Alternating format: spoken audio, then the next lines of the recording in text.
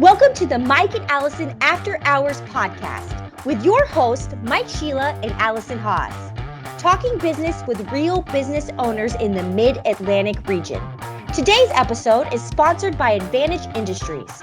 When you need business technology, get Advantage Industries to protect and promote your business. To learn more, go to www.getadvantage.com and schedule your first meeting to see if you qualify for a free network scan. Hello, everyone, and welcome to Mike and Alison After Hours. I am your host, mshelah, and with me, my always awesome and always on point co-host, Alison Haas. Happy holidays to you, Alison. To you as well, sir. That was blurred out. Didn't work as planned, but you get the point. So for those of you that are listening and are not watching this episode, I'm going to share a term with you that's called fourth wall.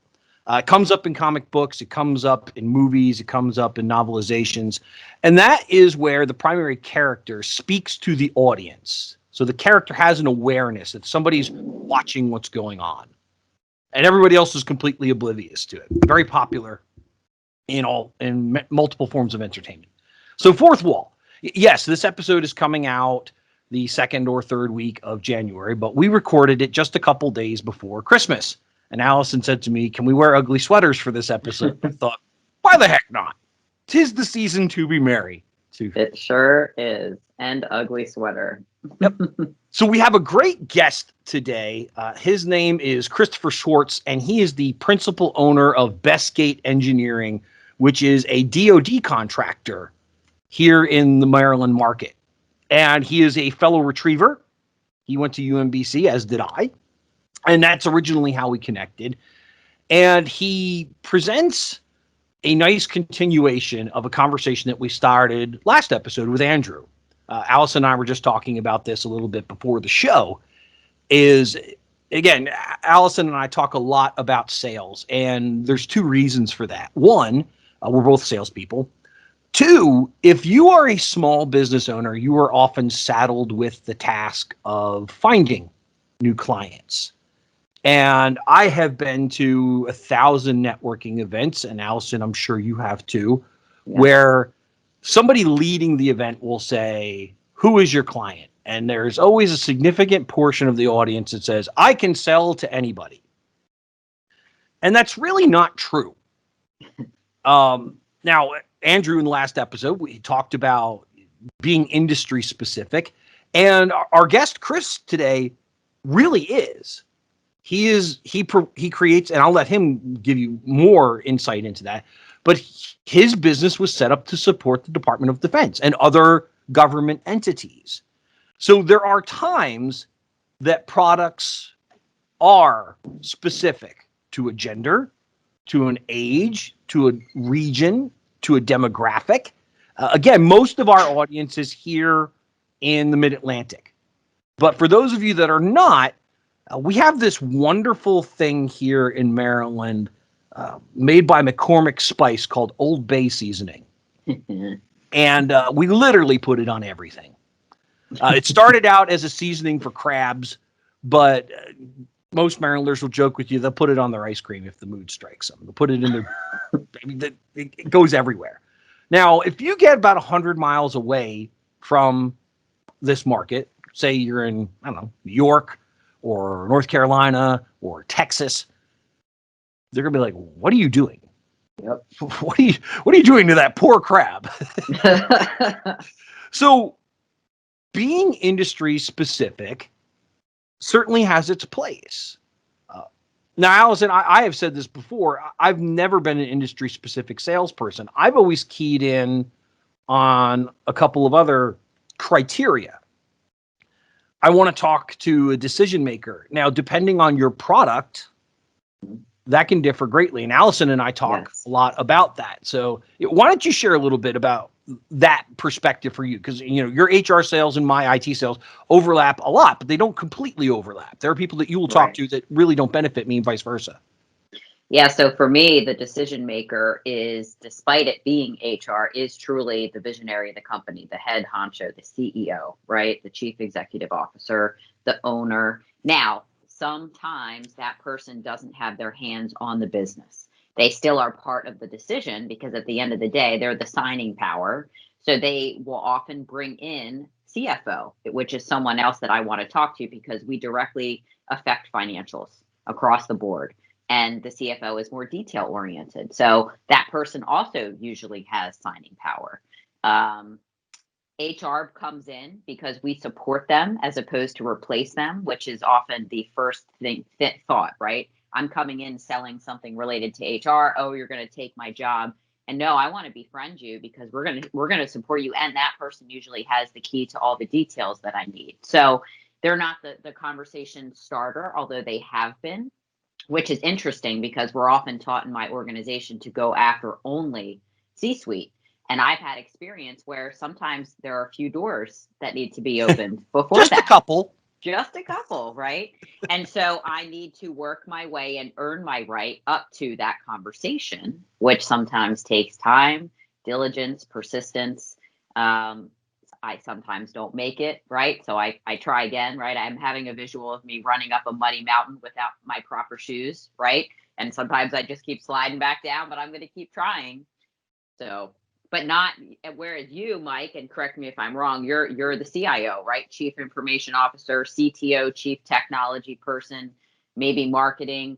I would never talk to those people because they don't know anything about what I want to talk to them about.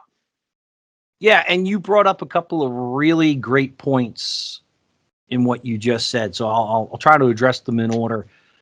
I do often talk to the CIO, the CTO. The other one is the CISO, Chief Information Security Officer. Oh. So those are my technology partners, and I always tell people that I will talk to their director level equivalents. So the director of technology, the director of information, the director of security.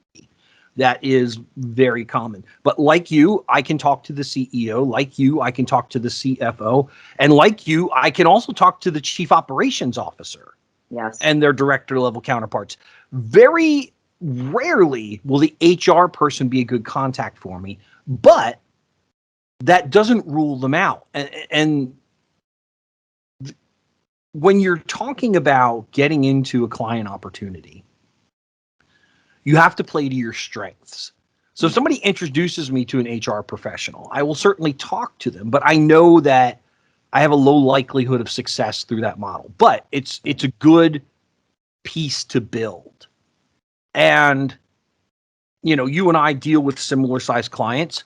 We will often deal with a business that has an owner, yes, or a partner, or a president, and maybe they have 10, 15, 20, 30 employees, and they don't have that traditional executive structure. And that's where you and I tend to find a lot of overlap.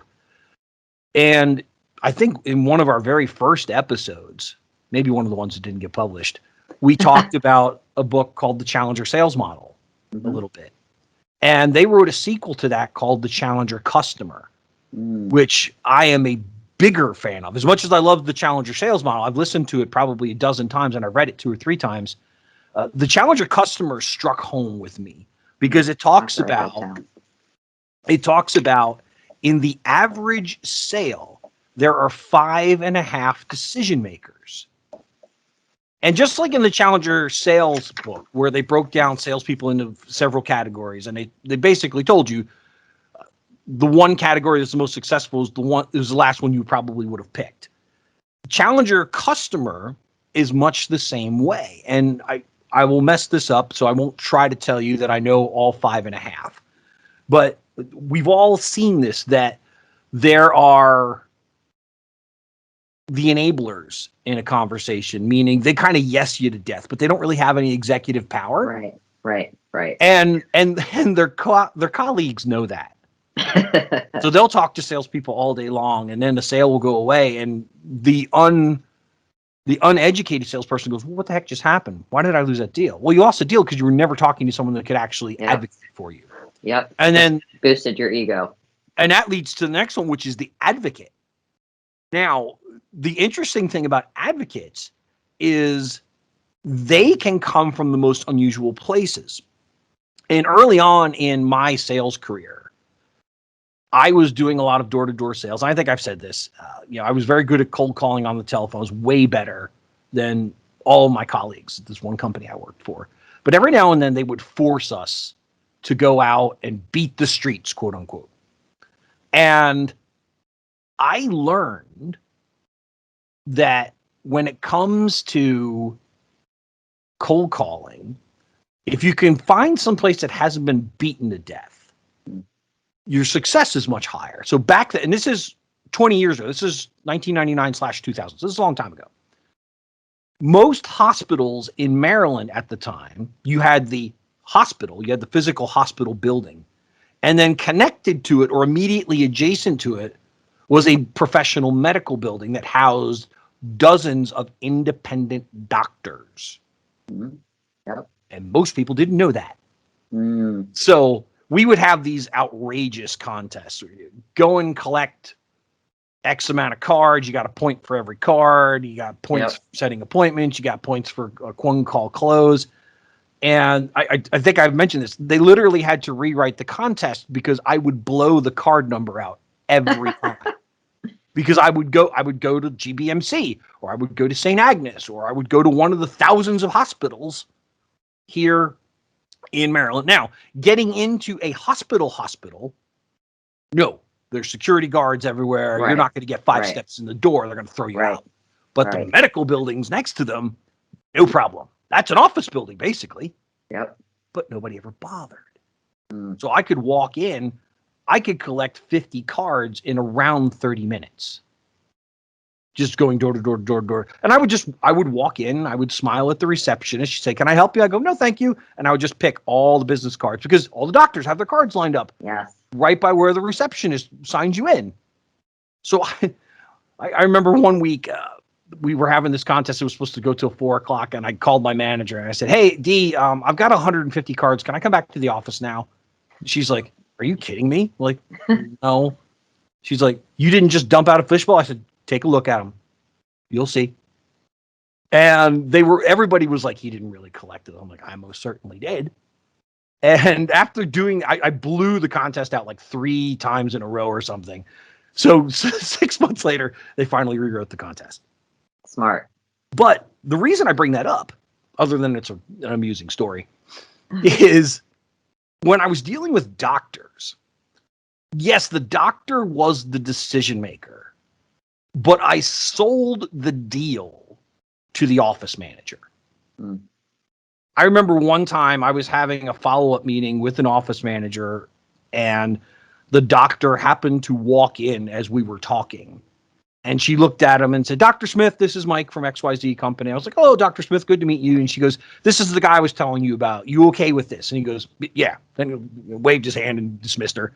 She turns around and goes, "Okay, give me the paperwork. I'll sign it." And that's how they went. Yeah. Because she was really the advocate. She was the one driving the deal forward. Right. Now, the person that most salespeople run away from, and I was guilty of this for a very long time, frankly, until I read the book, I was very guilty of it, is the skeptic. Mm. If you are in a larger deal and you have 2 or 3 or 4 people that you are selling to, there is always that difficult person. The sniper. And they disagree with everything you say. They challenge. You'll make a statement and go, "Well, that's not actually true." And they'll cite some journal from 6 years ago to back themselves up.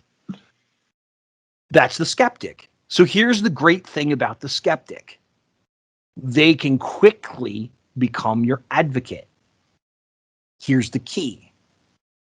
In their disagreement, in their skepticism, is what's important to them. And if you address that, so after the meeting, you follow up and say, "Hey, Bill, you brought up these 3 things in the meeting today. I want to make sure I understand your concerns. Is your concern this, this, and this? Let me know if I have it right." And you will bowl them over. So again, going back to Dr. Covey, if I address all 3 things, great. But he may say, "You got 1 and 2 right, but 3, this is what I meant." Yep. So once you have that validation and that clarification, you can go back to the skeptic and say, "Okay, here are the answers I came up with. Are these in alignment with your beliefs?" And that sounds corny. No. But when people make decisions, it's about, is this decision in alignment with my belief? And so many salespeople just don't get that.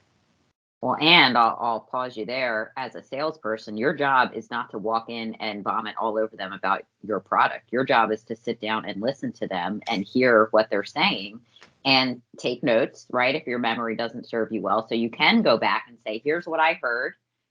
Is this what you meant? And so you are addressing what they need. And then your product, service, whatever, this is how we can meet your need. Right? Our role as a salesperson is to listen, right? What do they need? And then at the end of the day, you can discover together whether or not it's a fit. And then you earn trust, right? You're competent and professional. And then you can challenge them too, as you're saying, directly based on what they've given you already first, and go about it that way. So those of you in our listening audience, if you've never heard of Zig Ziglar, the late, great Zig Ziglar, go grab a book, go on YouTube, watch a video. I promise you'll be inspired. Zig was one of the first greats in sales training. He passed away about 10 years ago, if I'm remembering correctly. I got to see him speak live at the Baltimore Convention Center back in 2002. What an inspiration. But Zig is famous for he's famous for many phrases, but the two that stick out in my head. The first one is, if you help enough people in life get what they want, you'll get everything you want out of life and more. That's the first one. And then the second one was, you have 2 ears and you have 1 mouth. So you should listen twice as much as you talk. And I think that's what you just brought to the table, right? Yes. Yes. So I love these conversations. And again, some business leaders probably hear this and go, I don't want to deal with any of this. But some of you are probably saying, well, geez, I'm about to lose that account that's been with us for 6 years, not because you did something wrong, but because the time has changed. Yes. I love to, we're in a very tense political environment in the United States right now. And the one thing, if there's a common denominator to a lot of the anger and resentment going on, it's fear of change. And you can almost distill it down to that one thing. Not all of it, but a lot of it. And I know whenever I would get a customer that was resistant to change, I've done variations of this through the years. I'm going to hold up my iPhone here and say to my audience, how many of you have an iPhone or an Android phone? And I'm guessing somewhere around 90% of the people listening will say they have one of those 2 devices. If I asked that same question in 2008, the answer would have been 0, because neither device existed then, or Apple had just hit the market with the iPhone. It was a BlackBerry, right? Yep. Everybody that was anybody had a BlackBerry. Now, if I go back to 2002 and I ask, how many of you had a BlackBerry? The answer is only 1 or 2%. I remember we had executives at the company I was working for that they had what they called the brick. And it was a little bit bigger than a pager and had a little flip-up screen with a keyboard so that you could send and receive emails. That was the first RIM device, which is the company that originally owned BlackBerries. So if I go back 25 years ago and I say, how many of you had a cell phone? The answer is less than 1%, because functionally cell phones didn't exist in 1995. They were just getting started. How many of you use a typewriter on a daily basis? Less than 1%, right?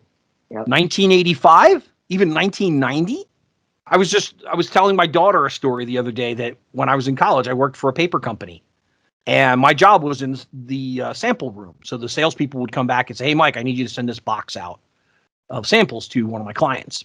So I would pick out all the samples, I put it in the box, I would wrap the box, and I would hand type the address label, and I would take it to the mailroom for them. That was my job. That was 1992. How many people have a typewriter now? Other than for... It's like a classic antique. Yeah. So change is inevitable. How many people remember when Netflix was on the verge of extinction? That was barely 5 years ago. Yeah. And they are dominating the market for the moment because they now have competition from Disney Plus and Peacock and Hulu and Amazon and on and on and on. So the things that we do, the things that we use, they change. So you have to be willing to adapt to that. You have to be willing to accept that change. So when I look for clients, and again, some of you listening to this, you may be providing a product or a service that is specific to an industry. And I get that. There are examples of that, right? Yep.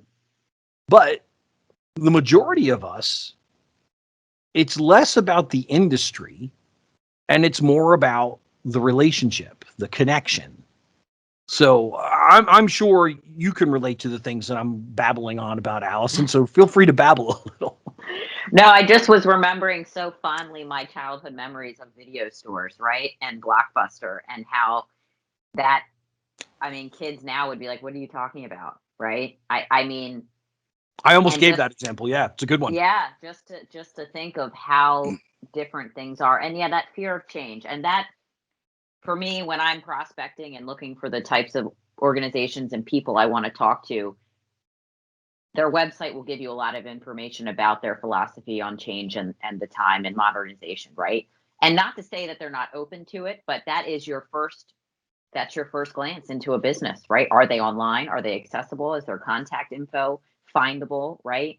Are they on Googleable? LinkedIn? Are they Googleable? Exactly, right? Yeah. Can I find who I want to talk to or find anyone to talk to, right?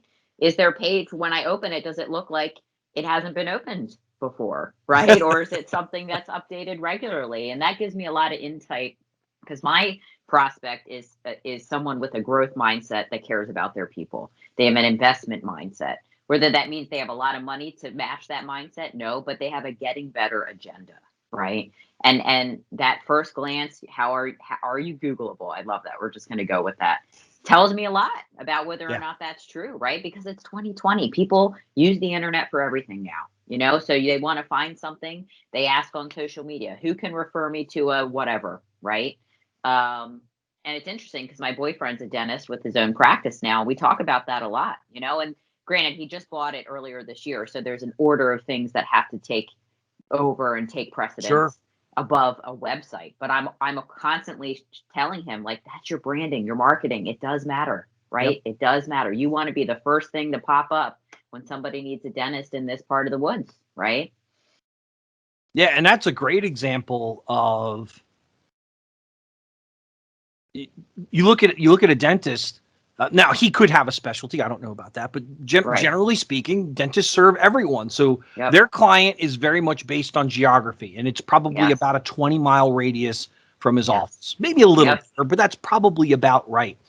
So when you look at marketing in a business consumer environment, it really becomes, well, I have to target zip codes, and you probably tend to target more affluent zip codes because they're going to tend to have better insurance, and they're going to tend to take better care of themselves, which will help keep you busy.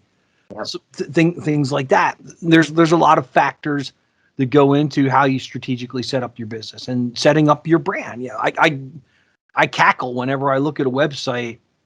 I've seen a few of my competitors that their website hasn't been updated in over 10 years, and my God, does it show.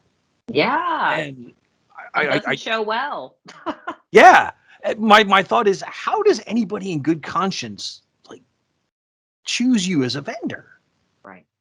And what that tells me is there's a certain percentage of our market that just doesn't care about those things, which is fine. Yep. But there is a significant percentage that do care. And I don't know that you and I have ever talked about this specifically, but you probably are aware of this because of your time selling cars. By the time somebody walks on your car lot, They know what they're buying. Yes. Which is why companies like CarMax and Carvana and Vroom have just beaten the traditional dealerships into the dirt. Mm-hmm. Because not only do they already know what they want, they already know what they're going to pay for it. Yep. And if you're not down with that number, okay, thanks. Guess what? Right. There's 3 other dealerships that basically have the car that I want. Right. And I hear people say, oh, well, cars are somewhat of a commoditized industry. Well, everybody appears commoditized. That is the hardest pill for any business professional or sales professional to swallow, is it? Yeah. Until you make that connection with them, you are a commodity. Yep. And you have to overcome that. And as Allison and I have said many a times, there's a lot of bad salespeople out there, so that makes it 10 times harder. We would never say that. No, I think I say that almost every episode, actually. It's true. It's funny going back to my car days and just talking about the decision makers that presented itself just in the family dynamic too, right? There's always a mom and a pop. Yeah. And one was an enabler, right? The other, the skeptic, right? And I always had to sell the skeptic, of course. And that you wanted to gave sell me the so car, you much did. confidence. Yeah. And it really, it's only scary if you don't pay attention and you don't know what you're doing, granted. So, if you can just listen, like we talked about earlier, and be okay with saying, I don't know, but I'm going to find out for you. That's a huge part of my process. Bingo moment for our audience. Being okay not knowing and don't pretend that right? Like earn their trust and be competent, and don't just say something to sound good, because that will absolutely bite you later. Yeah, I've mentioned this on episodes before that my company uses an outside consultant, and we have a weekly meeting with him Monday afternoons. We talk about all kinds of stuff. And to his credit, one of the things that he brings up is, what are the sales that are on the table that we can close this week, and what are steps that we need to take to close them? And I ran through a couple of scenarios with him yesterday for the benefit of the other people on the call to help crystallize that thought process. One of my favorite things to ask a prospective client is, if I feel like we've moved significantly through the sales process and we're getting close to that time when I can ask for the business, I'll say to them, so Allison, on a scale of 1 to 10, 10 being absolutely you'll do business with me and 1 you absolutely won't, how do you feel right now about the solution that I presented? Now, here's the great thing. They never answer 10. Right. Because if they're going to answer 10, they would have signed the agreements already. Right.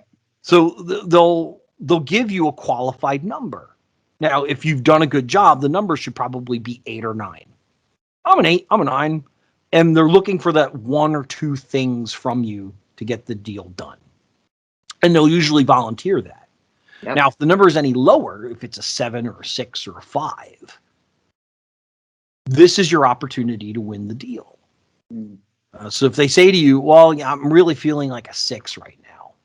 All right, well, Allison, what are the things you'd like to see me do in the coming weeks to help move that decision from a 6 to a 10 for your company? Mm. So it's not the classic, what do I have to do to get you in a car today? It's not that strategy. This is about, okay, you see some value to my solution, but you don't see enough. Yeah. So what haven't I shown you? Acknowledging I have blind spots. I don't see everything. I don't ask every question the right way. What are the things that you think are missing? Now, a lot of times the customer will tell you, I don't know. Yeah. But you've invited a conversation. Okay, well, let's try and figure that out. Yeah. And here's the thing. Is it a question about price? It's very rarely a question about price unless you're one of 3 bids and you're 20 or 30% more than the other 2 competitors, right? It's really more about getting the right information. But hey, Allison, guess what? It's time. Our guest, Chris, is here. All right, let me let him in. Hello, Chris. Welcome to Mike and Allison After Hours. It is great to see you, my friend. Hey, great to see you also. How are you doing? We Good are morning. wonderful. We decided to get a little festive today, just for the heck of it. I messed up. You missed Sorry. the memo. Sorry. I didn't get the memo. Yeah, Allison texted me last night. She's like, "You okay if I wear an ugly sweater?" And I'm like, "Yeah." I'm like, "I'm not gonna let her have all the fun." So got my ugly love sweater it. on. So I mean, I can go find one. no worries, man. No worries. So I told our audience just a tiny little bit about you and I, Chris, that you are a principal founder of a government contracting for software company, that you and I both went to UNBC. We're fellow retrievers, hashtag True Grit. But I'm going to give them a little bit of a formal introduction for you, and then we'll get into the show. So Okay. Bestgate Engineering was founded in 2013 and is a small Maryland-based business located in the Baltimore-Washington metro area. They provide professional services to the U.S. intelligence community, the Department of Defense, and their industry partners. So, Chris, we're going to go through two segments of the show today, one called Who, What, Where, When, Why, How, and Allison's going to do with you. And then I'm going to talk to you a little bit about leadership. This is all about people understanding your business and positioning your business in a favorable light. So feel free to change the conversation to anything that suits your fashion. We're just going to try and guide you through the next 30 minutes. Sure, sounds great. Awesome. Allison, take it away. Good morning, Chris. Great to meet you virtually. And sorry we didn't let you know about the ugly sweater dress. I will say his is not a dress, but mine is. I couldn't help it. So in true spirit. But so the first part is who is Chris, right? And this is personal. This is professional. It's a blend. It's whatever you want our audience to know first about. If you were to say, this is who I am. Yeah, sure. So Chris is a software engineer. It's basically something that I've been doing since middle school. That's generally how I got into the business. Managed a small business on behalf of other people growing up, and sort of rolled that into Bestgate Engineering at this point. We've been going at this since roughly 2013, which is great. Yeah, super. So what software engineering company for the government? How did that? Which came first? I mean, I just heard software engineering, right? But can you give us a little more information about that and the origin? And I hear sure. So yeah, sure. So Keith George and I started Bestgate in 2013, essentially at a local restaurant, over some great Cobb salads. We're all experienced software engineers. We've all worked as consultants, and we also all have a subtle passion for business. So we essentially cut out the middleman, right? The community's been largely supportive of us, and our previous employer even, but it has been a lot of work. So were you all 1099s and subbed out as contractors, or you said previous employer? So were you all employed at the same organization and then went out on your own? So George was a 1099, and Keith and I were both employed. Okay. Entrepreneurship in your blood. It's more out of necessity. Okay. Not I hear that, it seems, necessarily. every week. No, I did not tend to own my own business, but here we are. Yeah. It was one of those things of why am I not doing this, right? And that's, I think, one of the key things here is recognizing that there's an opportunity and recognizing that you can do it, and just go ahead and moving forward with it and trying to figure out why you can't. And we couldn't figure out why we couldn't, and we just kind of went ahead and did it. Love that. That's great. Yeah, I love that too. So it was the three of you, and how many of you are there now? A little over 20. Okay. So how did one of you have more of the leadership cap, so to speak, that built the roots, or what did that teamwork look like in getting things going? Oh, interesting. So it's your average everyday conversation, really. So I kind of looked around and said, like, we're working for these guys, but we're getting paid through those guys. So why don't we do that? How do we do that? And that sort of organically grew the conversation of how do we start a business? How do we get into this space? How do we interface with our customer? How do we interface with our partners who we have today? And how do we really get this ball rolling? And then how do we make sure that we have the domain expertise from the business side and also the technical side, which we have pretty well covered, to kind of move us in the correct direction and make sure that we stay relevant. So talk to me more about like being an employer now, right? So I know you have the technical expertise, but what has it been like to transition into employing others? Oh, it's it's been actually very There's easy. your answer. So our initial objective is to employ ourselves, right?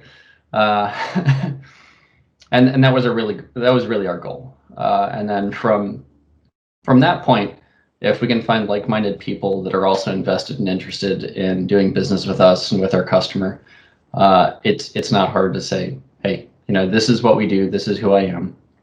These are my like foundational principles, and this is how we're going to guide our company, because we are the company, right?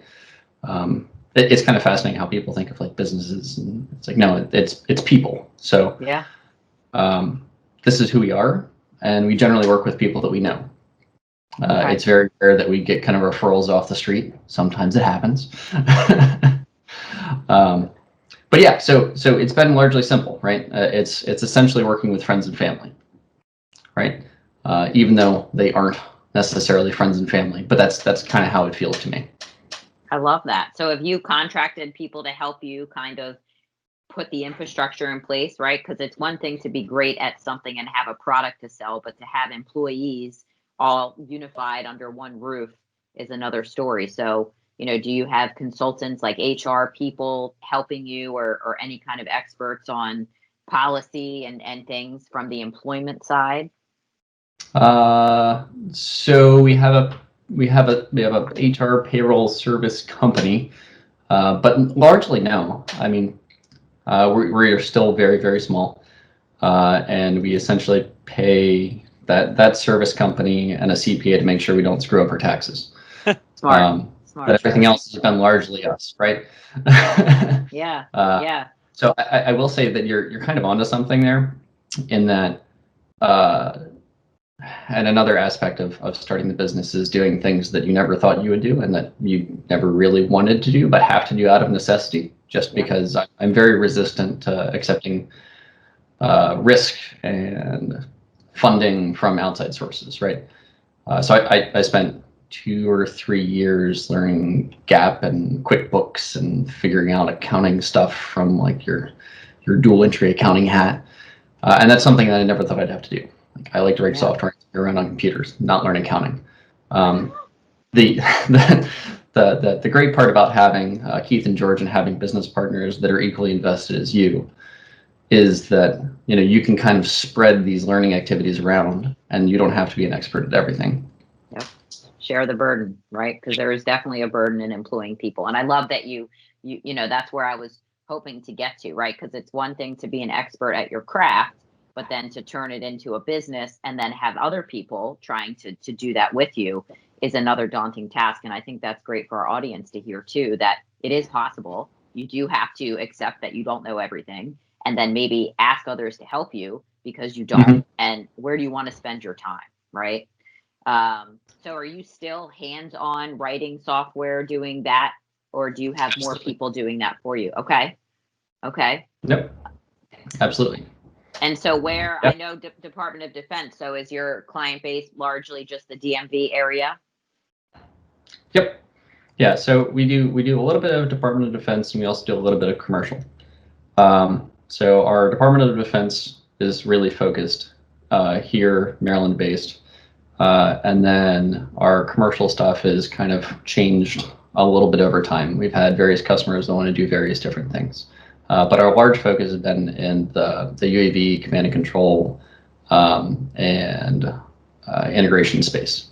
And that customer is out on the West Coast. So we're very fortunate in this whole pandemic situation that everybody on that side of the business is actually already working from home, or from our previous UMBC office that we just let go. Oh, got it. So that was my next question. Are your employees local, or are they dispersed around the country a little bit? They are for the most part local. Okay. Yep. Most people are in Maryland. We've had an intern sent out to California once, which was quite an experience. I bet. We have somebody down in Alabama right now, but For the most part, if you're able to work remotely, we don't really have a big issue with it, and it's worked out really well for us so far. That's great. That's great. So growth plans. Sorry, I keep catching you mid-coffee. I know it's the morning. Yeah, this is still sort of early for me. That's okay. That's okay. I was Mike and up I waiting get for like started the early. continuing resolution to go through. Yeah, so growth plans haven't really changed. It's slow organic growth. The larger the employee base, the more referrals we get or potentially get, and we want those people to attract similar people, and that's generally how we've grown so far, and that's generally how we plan on growing. I think of us as a lifestyle company. There are a lot of organizations in our space that their objective is to really, build as fast as they can, sell, move on, do it again, and repeat. Yep. And that's not necessarily what we want to do. As you've asked before, like, do you still write software? Well, that's kind of what I want to do, and the organization and the company is a byproduct of that. And then we get the opportunity to work with some great people along the way. Now I'm curious, and only because from personal experience, I turned what I love to do into a business, and then I stopped loving what I did because it was my business. Have you had any of that kind of experience, or do you still love it as much, if not more, than you did before? The actual work. No, it's the same. I will probably never stop loving doing software and working with the people in that kind of community. That's great. That's great. So how do people find you if they want to look up your business and talk to you about commercial work? We always ask our guests that question. So the best place is probably our website, bestgateeng.com. You're welcome to reach out to me. Show notes.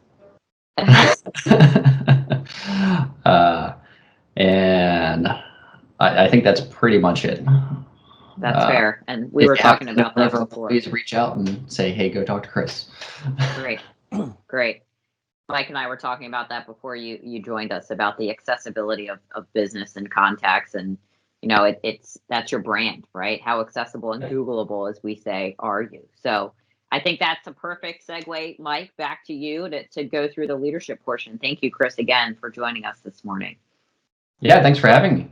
Yeah. So, Chris, you are something new and unique for us, which we are exceptionally grateful, because you're the first interview that we've done. We've done about a dozen of these now, that your business is government contracting first. Now, as you said, you have a commercial component, but you have that government contracting piece. And I'm curious, how did the government contract piece come about? And I'll give you just a little bit of perspective on that. I've spent 80% of my sales life selling commercially. I've had a couple of instances where I was in dealing with SLED, state, local government, and education. I certainly haven't done the level of government that you're dealing with. And I know it gave me a headache. So I can only imagine what being a government contractor is like from a process standpoint, an approval standpoint, and bidding. And so did you just grab that by the horns and say, yeah, let's do it? Or did you like, how did that decision come about to do the government contracting work? Was it just, hey, our product really fits well in that space? Talk to us about that. Sure. So it's kind of interesting, right? I mean, I would say we grabbed the opportunity by the horns. There you go. Right. And it's not easy, right? There's a lot of like chicken and egg problems where you kind of have to have one thing before you can do another. And from where we stood, right? As I said, we're all software engineers. We were all actively working in the space. So it was a matter of trying to figure out what were the requirements, who are the people that we need to talk to, how does this customer actually operate, and how do we make ourselves, visible to them, right? Like what is our brand? How do we say that, hey, look, like we are Bestgate Engineering. We aren't Chris, Keith, and George. How do we say that, like, you need us as an organization versus like, yeah, just go get it from somebody else. And we spent a lot of time trying to figure out how to do that. I think it took us about 1.5 years maybe a little less, to actually be able to get into the space and say that, we have met all of these requirements and we are an organization and we can do business with you.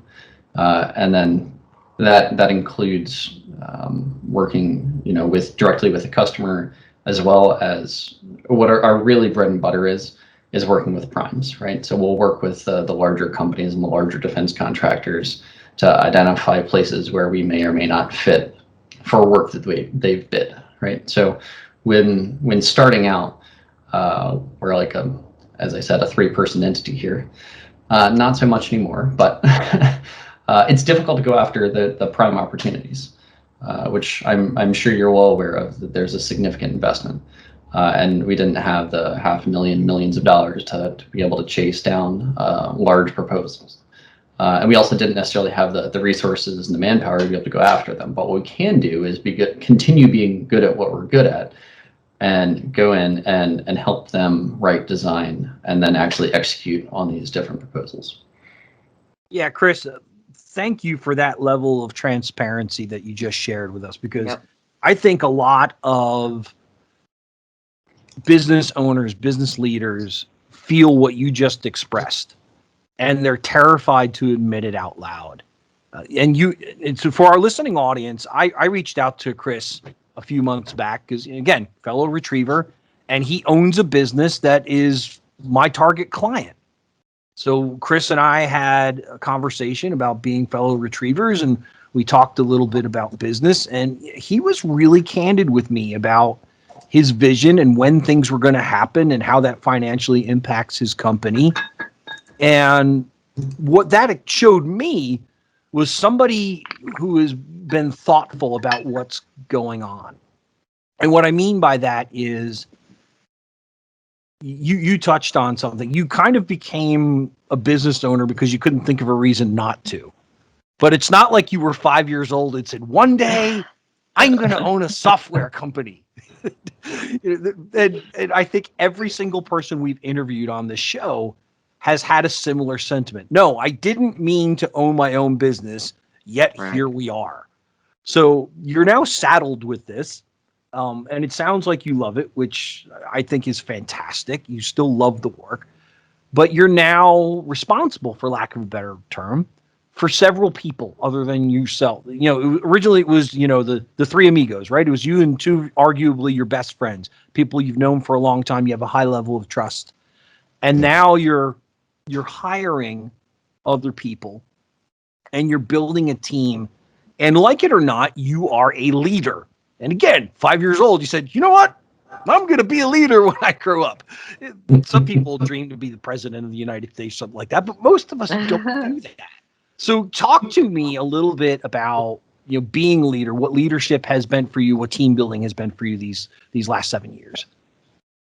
Sure. Yeah. So it's kind of fascinating, right? And as you said, I mean, our real agenda, right, is to just always continue to question motivations and try and figure out, why you can't do something. There's a ton of artificial blocks, and trying to figure out which ones are real and which ones aren't is very difficult.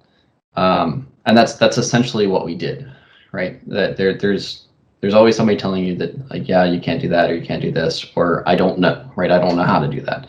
So you kind of have to go out and figure it out yourself. I think we've spent years trying to figure out how to increase, our communication abilities with the leadership of the company. In addition to just extending out to like everybody in our space, we need to have these frequent interactions to be able to make sure that we're all on the same page. And then trying to make sure that we actually have like mutually understood objectives that are clear, right? If everybody's operating off of like a different picture or a different mind frame, it's tough to really get the ball moving forward in the correct direction. So that's kind of where I think we need to be. We need to have better communication. We need to interact frequently, and we need to have clear objectives that we all agree on. Yeah. I love something that you just brought out there, because Allison and I talk about it all the time. when you own a business, you are presented with obstacles on an hourly basis.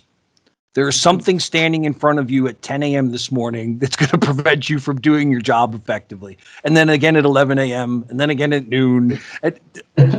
And I've often dealt with people in my work life where I'll bring a problem to them and say, we don't do that. Like, okay, we can do that. You haven't done it before. Yep. Sure. And I have this phrase. I'm like, look, so long as it's not illegal, immoral, or unethical, let's discuss it. And so I think you just, you just touched on that. That is the essence of being successful in business. Now there is a conversation that this is not who we are, which I can embrace. You know, you're a software company. If somebody asked you to start building PCs, you'd say, you know what? Technically, I'm skilled enough and smart enough to do that. But that's not who we are. Right. So, you know, when it comes to a leadership standpoint, you know, when you're faced with these daily issues, you almost don't even notice them anymore. You just plow through them. But what was if you had to pick a big one, you know, what was a big one in the last 7 years that, you know, you and your team really had to fight, discuss, and work through? Yeah. So I don't have a great example. I love that. I love that because that speaks to your ability to just work through issues. Yeah, I mean, I don't have a big example of like something that we've had to work through that's been like ridiculously challenging and something that we have had to go back and forth and yell and scream at each other about. It's just not something that we do. And I think having that common bingo picture moment. Wow. of I think having that common picture of, you know, like who we are and what we're good at and what we want to do kind of alleviates the need to say, hey, do we want to go get into building computers? Well, we can, right? If you want to build 1 million of them and you want to pay a ton of money for them, and there's an opportunity there, you can go through us. We'll find some people to do it for you. Right. Yeah. So it's always trying to not deviate from what our core objectives are. And Chris, you just brought perhaps the best moment that we've had on a show yet. That I think everybody talks around, but nobody comes out and flatly says, and that's communication. When your team is really alert to one another and people understand where you stand on certain subjects, it makes the decision process so much easier. No, we don't have to talk about, are we going to build computers, because we all know that's not what we're here for. I don't care how big the RFP is. We're not going to junk everything else we've done just to chase this shiny object. So I love that. Thank you. Damn, bingo moment for the show. Thank you. So give us a good one. What's your favorite moment? What was like the big hurdle or the big win or that moment where everybody in the team went, yeah? So that one's pretty simple. When we finally got all those hurdles, or got over all of those hurdles, right? We finally got our paperwork done. We were finally able to have that first contract negotiation, and we were finally able to make some tough decisions and say, like, yeah, like this is happening. We're going to do this. And that big moment happened a long time ago at this point, but it's still like something that stands out of like, hey, yeah, like we've spent a lot of time trying to figure out if this is possible. We've determined that it was, and we've made some incremental progress here and there. But now it's real, right? And that's a huge thing. That coupled with, all right, so now we have a business up and running. We're able to do things ourselves and kind of like guide our own futures. And then the second one would be the first hire, right? It's like, oh, hey, like somebody wants to do this with us, right? Yes. That's great. We're legit. That's also rewarding. Yeah. So I'm going to go just off script a little bit for a moment, but I think this is really relevant and easy for you to talk about. You're a government contractor largely, but you do commercial work and you're in software development. So Speak to us a little bit about what your software does to help businesses. Yeah, so, for example, do you tend to work with the medical industry or the legal industry? QuickBooks is for accounting, that kind of thing. It's still largely defense, right? So we've done several different things. We've done small device embedded development. We've done large scale PKI development. We've done some big data analysis. We have done, as I talked about a little bit before, the UAV command and control. So it's not a boxed single solution. You guys will really custom code stuff. We do, yeah. Right. We've done GPS denied navigation algorithms and sort of parts and packaging for that. We have done a little bit of battery system management or battery management systems to include, trying to develop an in-house, large scale inventory for them. But yeah, like we generally provide services to our customer. So make sure I've got this right. I think I'm onto something here. You are truly a problem solver for a logistics-based company. Essentially, yeah. Yep. Yeah, that's brilliant, man. Because so I apologize because I kind of put you in a box in the beginning. I heard software. I figured you had something that was in a box that you sold to people, like QuickBooks. Ultimately, QuickBooks is a piece of software, right? Oh, it's so much more than that. That's ultimately what it is. But yeah, you guys are really, when a client approaches you, you're not saying, hey, here's software box X. You're going, okay, well, tell me what your problem is. Yep. Yeah. And we can write code to solve that problem. Yeah, we do the full software development lifecycle for our customers. And that doesn't necessarily mean that we only do software also. So we have some I heard senior level systems analytics, yeah. Yep. We also have some test engineers that do both software and physical device testing. We're like the expert services, if that makes sense. So if you have a problem that you need solved and you need help from one of those aspects or multiple of those aspects, that's where we kind of come in to say that we have the domain expertise and we have the experience. And I think we just lost someone. Nope, we're clear. No. Okay. Screen flashed in front of me. So we come in and say that, like, yeah, this is a problem set that we have experience with that we can help you with. And here's what we've done before, and here's how we think we can apply our experience to your problem. Wow. What a way to end the show. Brilliant. Chris, I love it. Alison, what are your parting thoughts before we wrap up with Chris today? That was fantastic. Yeah, thank you for unboxing yourself and speaking to the audience from a place of we were good at it, so why not do it for ourselves? And also just continuing the repetition on do what you're good at and stay doing good at what stay doing what you're good at, right? Instead of having to say yes to everything and reinvent the wheel. So appreciated you today. Thank you. Sure. Thank you. Well, Christopher Guest, Bestgate Engineering, thank you so much for being on the show today. To our listening audience, we hope you have enjoyed this. I know that I have. Thank you for listening to Mike and Alison After Hours. And as I say every week, people helping people, it's powerful stuff. Thank you for joining Mike and Alison After Hours. Tune in next time for another great business owner sharing valuable industry ideas. Want to be a guest on our show? Contact us at answers@getadvantage.com.